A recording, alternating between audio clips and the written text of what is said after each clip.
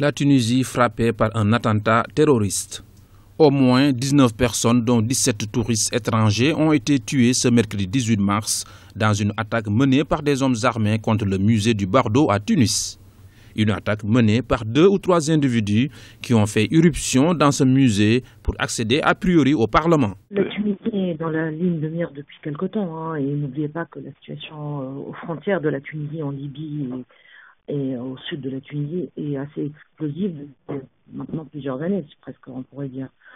Le timing et le choix de la date d'aujourd'hui correspond quand même à une période où il y a eu énormément d'arrestations ces derniers temps, énormément de prises d'armes, également un renforcement des dispositifs autour de plusieurs réseaux, donc dans une phase un peu d'affrontement entre les forces de sécurité ou l'armée avec les groupes terroristes existants sur le territoire.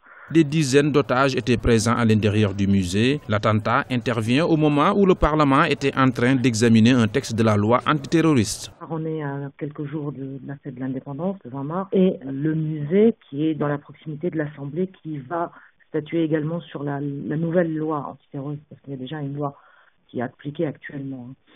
Donc il y a quand même toute cette conjoncture et autres. Je pense que c'est une riposte par rapport à tout ce qui est en train de se passer actuellement et le renforcement du dispositif et surtout les réussites successives de l'armée sur 2 entrepôts qui ont été découverts, plusieurs réseaux démantelés, plusieurs arrestations ces derniers jours. Je pense que c'est tout ça qui les fait réagir.